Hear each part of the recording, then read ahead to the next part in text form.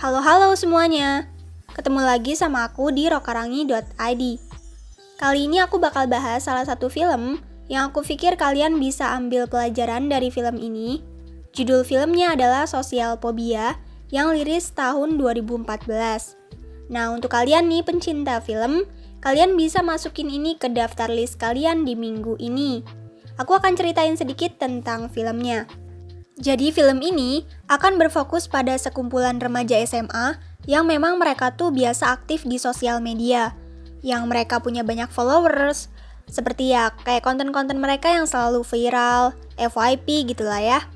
Mereka juga punya grup Facebook, punya grup YouTube, dan mereka tuh kayak leader di dalam suatu komunitas. Suatu saat, ada berita yang viral di mana dalam berita tersebut adalah seorang TNI yang bunuh diri karena suatu hal.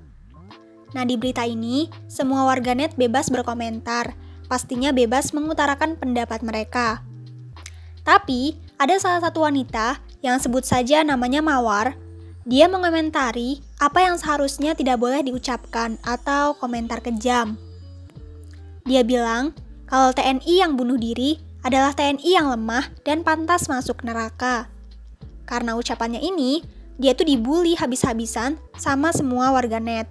Tapi, bukannya minta maaf, dia malah semakin berkomentar pedas. Pokoknya dia itu menjengkelkan banget lah ya. Sampai akhirnya, si kelompok anak remaja SMA ini berinisiatif untuk mendatangi si Mawar. Mereka mencari info ke sana kemari, sampai akhirnya mereka ketemu sama alamat apartemennya si Mawar. Nah, mereka merencanakan mau ke sana, tapi di malam sebelumnya, mereka bilang dulu sama followers mereka kalau mereka tuh mau ngelabrak si Mawar. Besok malamnya, mereka datang ke apartemennya si Mawar. Sekaligus, mereka live YouTube.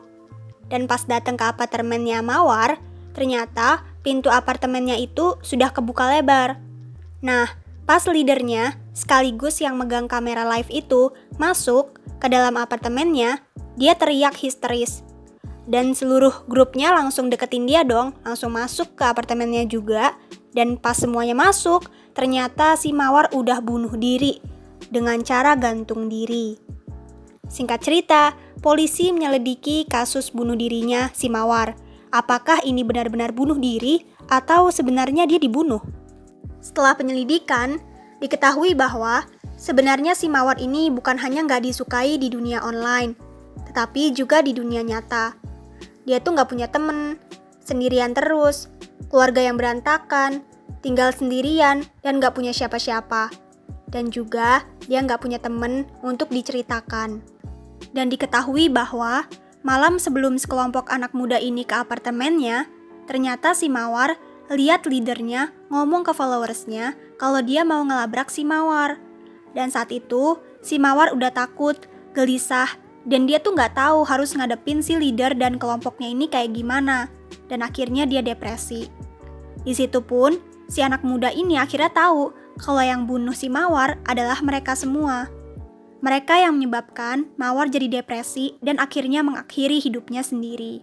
Nah, hal yang bisa kita ambil dari film ini, kita tuh sebenarnya nggak tahu apa yang sebenarnya orang itu lagi alamin di kehidupan nyatanya. Terlepas dari komentar dia yang buruk, kelakuan dia yang bikin jengkel, apapun itu, sebenarnya kita nggak berhak untuk menghakimi dia hanya dengan melihat satu kesalahan yang dia buat. Mungkin aja kan, saat dia melakukan hal tidak baik itu, dia sedang dalam keadaan di titik terendahnya dia. Aku rasa setiap orang juga akan melakukan hal yang bodoh saat sedang stres, bingung, capek, takut. Mungkin kadarnya aja yang beda-beda. Tapi kita kan juga nggak bisa dong nyuruh orang itu untuk tidak melakukan ini, tidak melakukan itu. Yang bisa kita lakukan adalah menghargai kelakuannya dengan cara tidak berkomentar atau menghujat dia kembali. Kalau kalian mau bantu, bicaralah secara personal. Mungkin aja kan saat ini dia sedang butuh bantuan atau butuh teman, tapi dia nggak bisa ngungkapin itu. Nah, kalau menurut kalian gimana nih pendapat kalian tentang film ini atau tentang si Mawar? Kalian bisa komen di bawah ini ya. Terima kasih.